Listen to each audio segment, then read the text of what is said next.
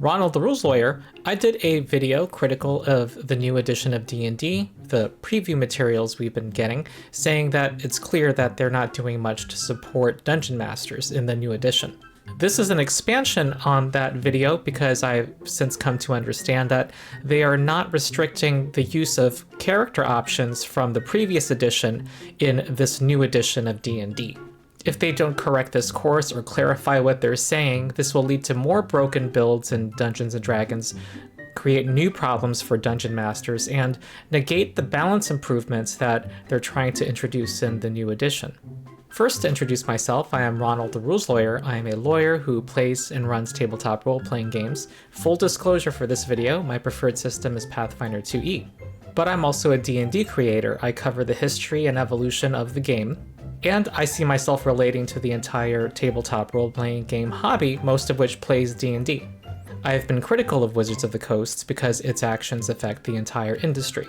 Also, full disclosure, I support the ongoing boycott of Wizards of the Coast for its business practices. My previous video says more on that, but that is not the subject of this video. I think my criticisms of the design will stand on their own. If you like what I say, support my Patreon. I don't get paid as an attorney, and for more info on that, look at the video whose thumbnail is on the screen. Supporting my Patreon gives you early access to most of my videos and exclusive content. Before I go on, I want to clarify that I am calling this new edition 5.5. That is what most of the community online calls it. But Wizards of the Coast is muddying the waters by saying that character options from 5e can be used in 5.5e. However, because this video covers their decision to make characters from the two editions compatible with each other in the new edition, I will be echoing sometimes their terminology and call them the 2014 and 2024 books, though I do it under protest. I want to open with some community discussion on the place that older options, character options, have in the new edition. And I start with this Reddit thread where someone asked, can you mix and match levels of character classes from 2014 and 2024? And the response of others, I believe, was quite reasonable. They said no. The top voted comment said they do not plan to allow classes from the old books. And people expressed hesitation about allowing subclasses from the old books in this new edition, saying that they needed to adapt them. However, in the main video announcing the new Player's Handbook, lead designer Jeremy Crawford makes clear that character options from the old books are going to be legal in the new game. There's two parts to Crawford's statement, and I will talk about each of them. Here's the first one. This book, if is basically when you activate it in your game, this book does replace the 2014 Player's Handbook, and I think it's important for people to understand that, so we don't have people sort of trying to mix and match pieces of the two Player's Handbooks, but you can absolutely use this Player's Handbook with the adventures you already have for 5th edition. So the new book will replace the old book, and that all sounds fine and good. It sounds like the rules in the new book will replace the rules in the old books. And from the sound of it, it also sounds like the new versions of the classes, starting with the Barbarian and the Bard and so on, will replace the previous versions. Also, the feats in the book and the spells in the book would replace the versions in the old book. But then we get this next part, and it's clear that they did a reshoot. This happened in a later shoot, so they really wanted to include this next section as a clarifying statement. But you can play a character from this new Player's Handbook right next to a character using the 2014 Player's Handbook as well. That's still true. Absolutely. We have designed the new Player's Handbook so that characters built with it can be played with characters built with the 2014 Player's Handbook. Yeah. Now, that is true for the character options themselves. When it comes to the sort of baseline rules, the combat rules, the definitions of the conditions and whatnot. Yeah. If you are playing a 2014 character with 2024 characters, we have designed things so that the 2024 rules are what should be used in that situation. Yeah. Because those rules can handle a 2014 character being present, but the 2014 version of the rules will grind in a few places with a 2024 character.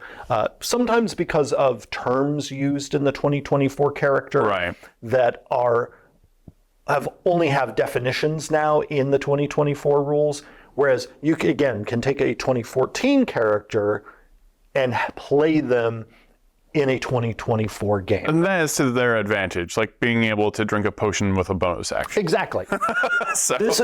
You're going to want even your 2014 character to be swimming in a 2024 pool because of the many improvements to the core rules. Absolutely. But then you'll go from that introduction to...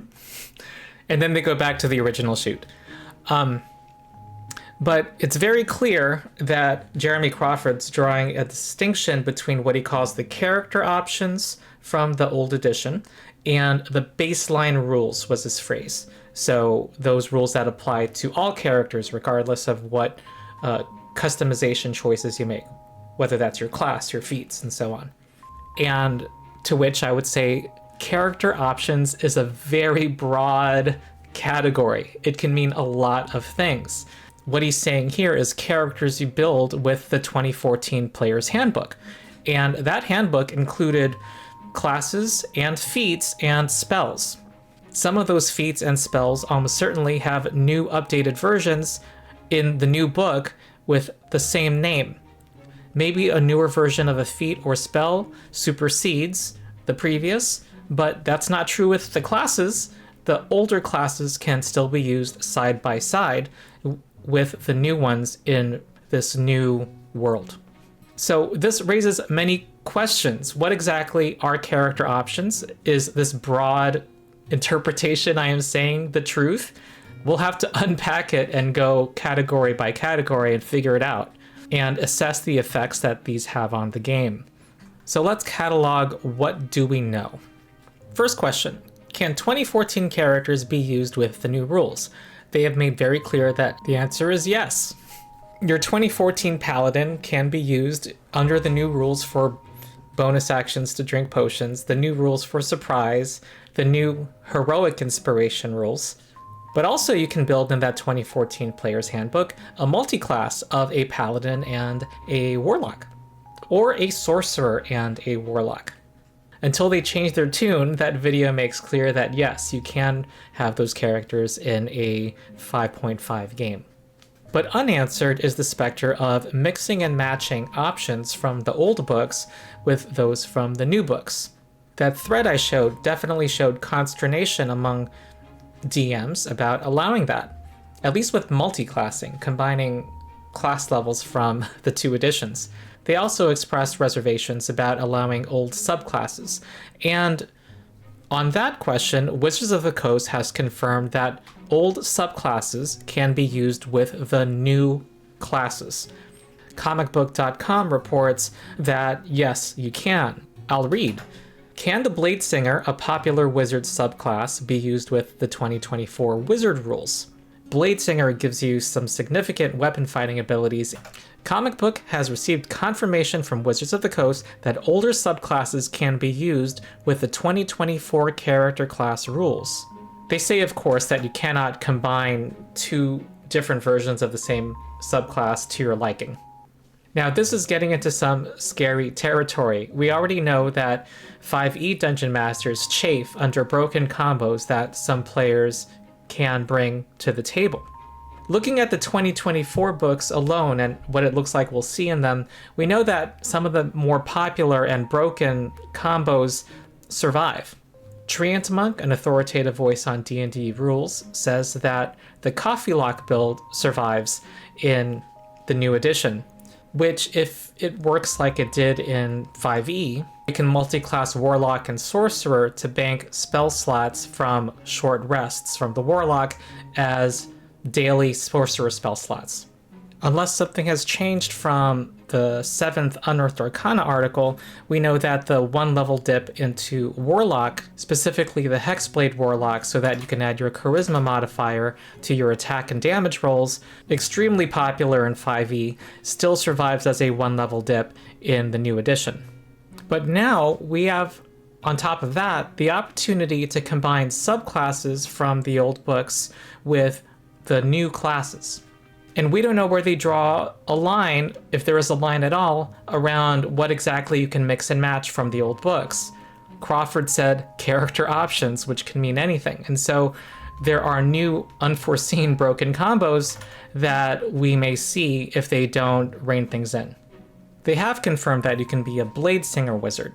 It is a very popular subclass and, by many reports, sometimes makes the wizard outperform martial classes in battle.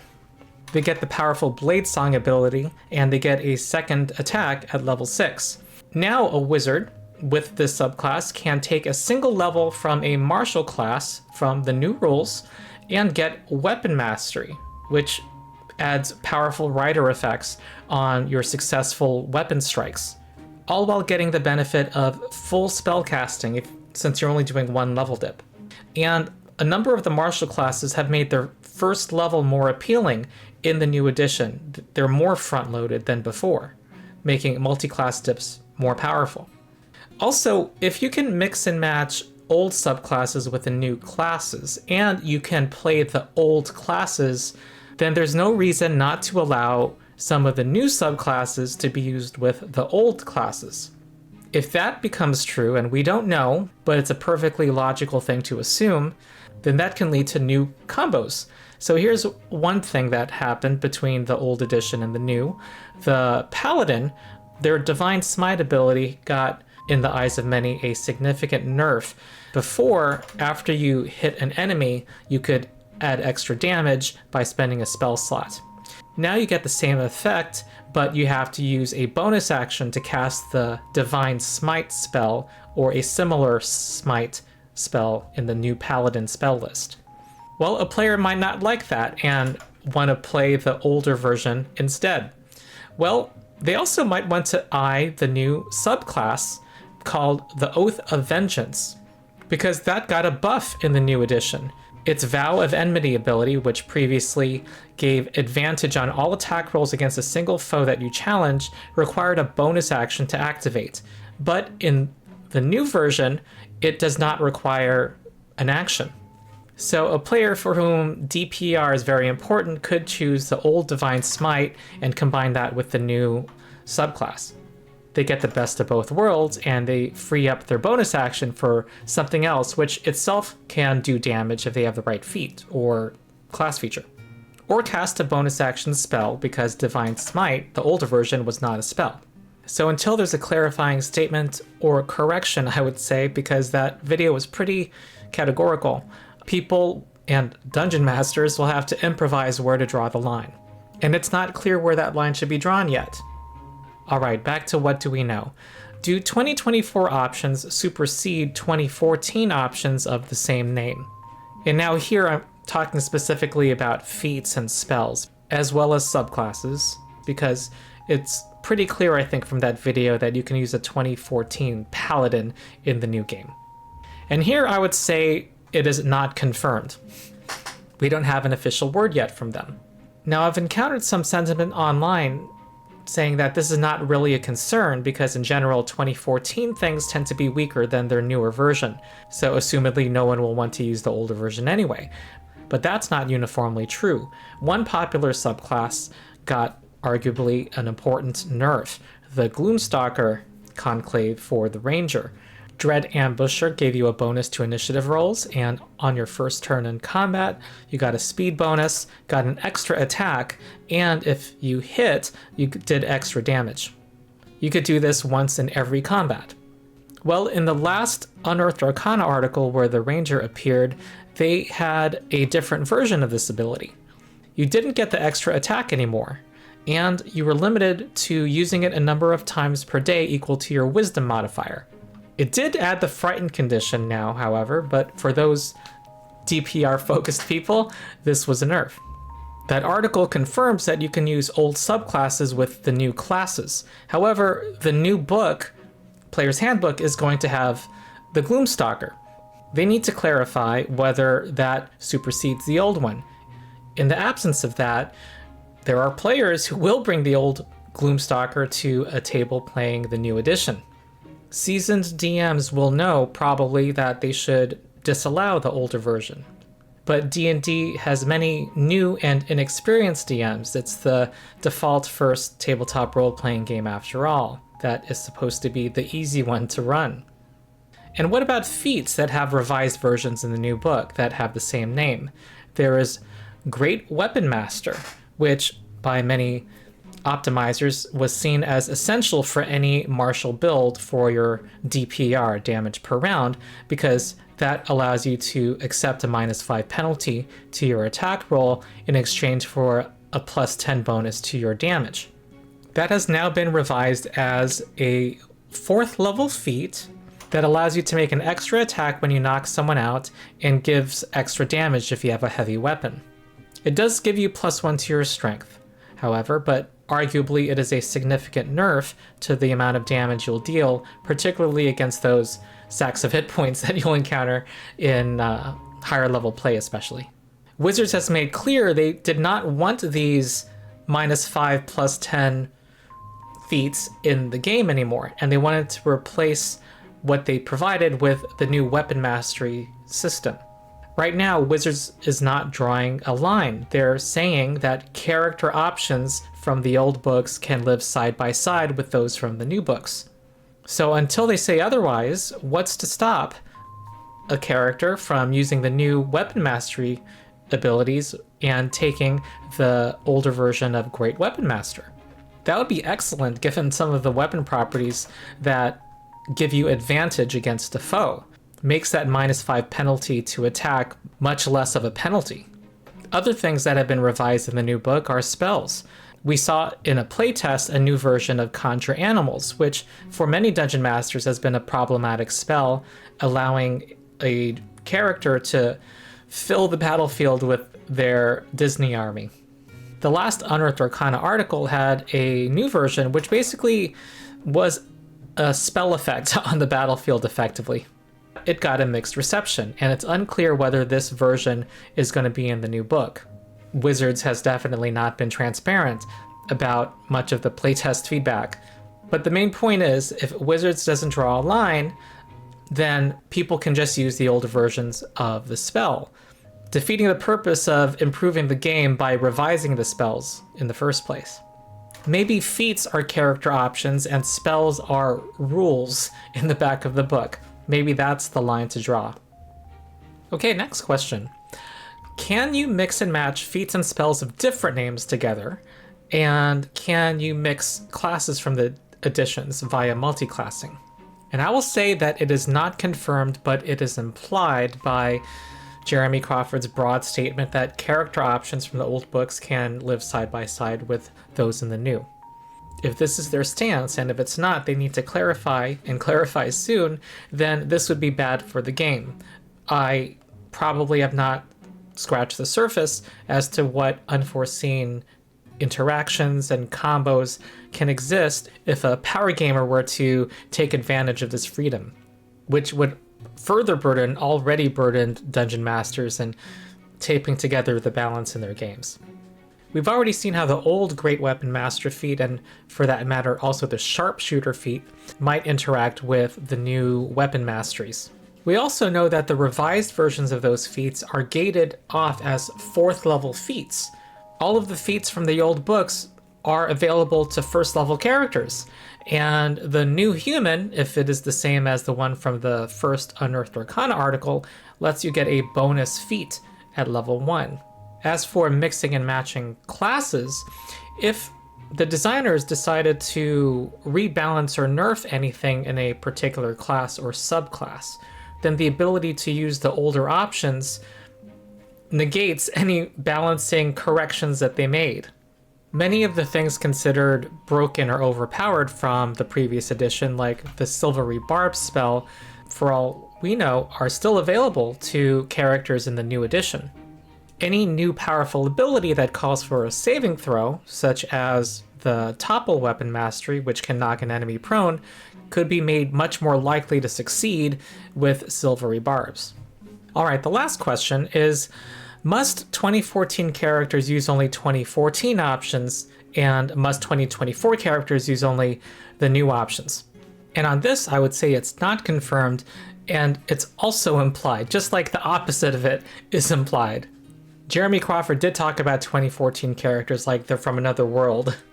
So this would mean if you want to cast the old version of Conjure Animals, you would need the old version of a Druid.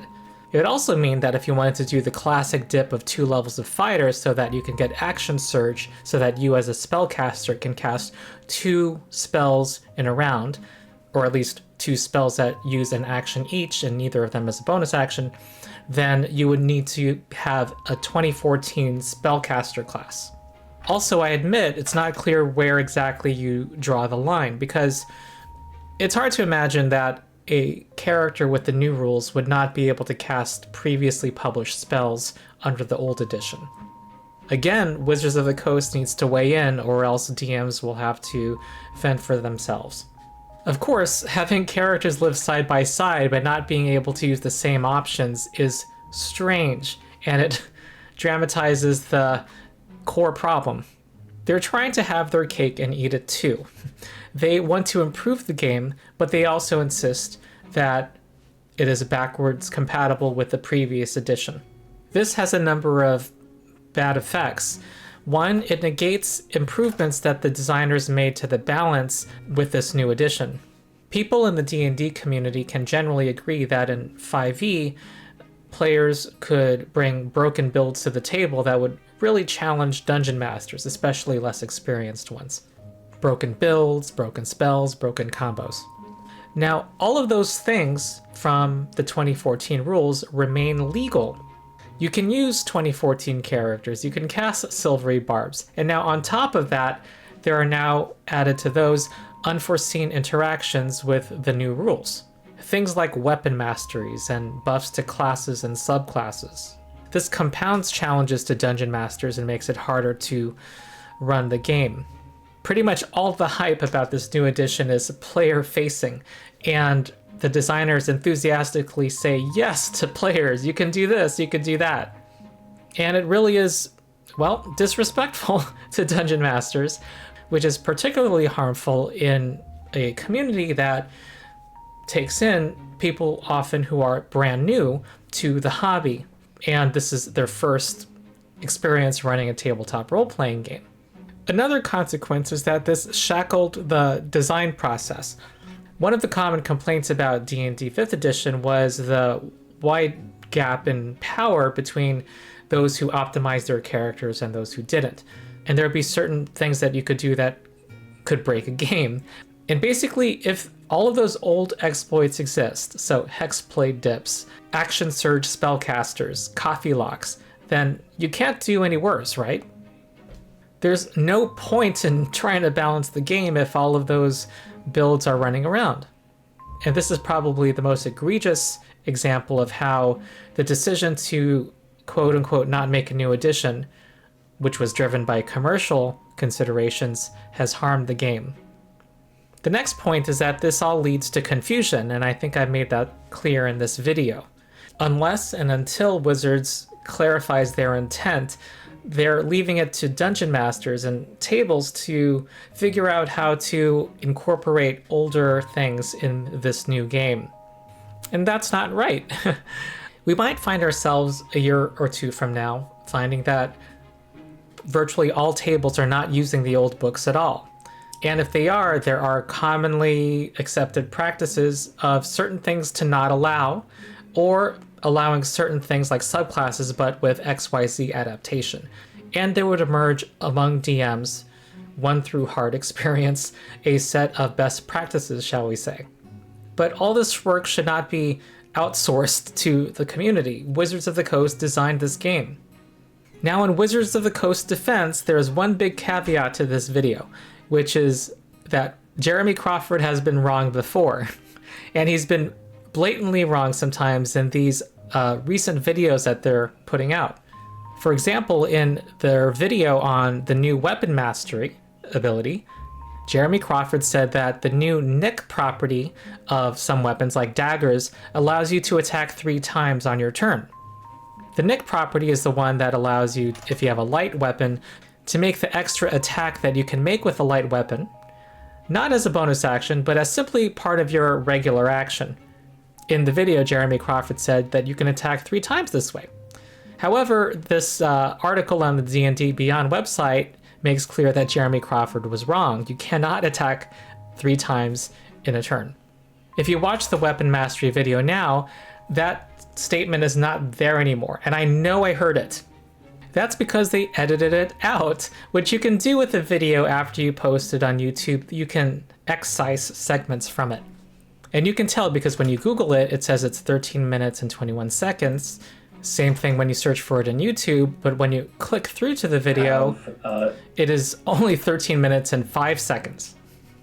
Nice try, WOTC. Lastly, my advice to Dungeon Masters.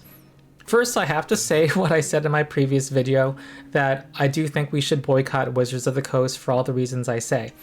There are other tabletop role-playing games out there, including some quite similar to 5e, that take more seriously the issues that face game masters, that treat consumers and workers better.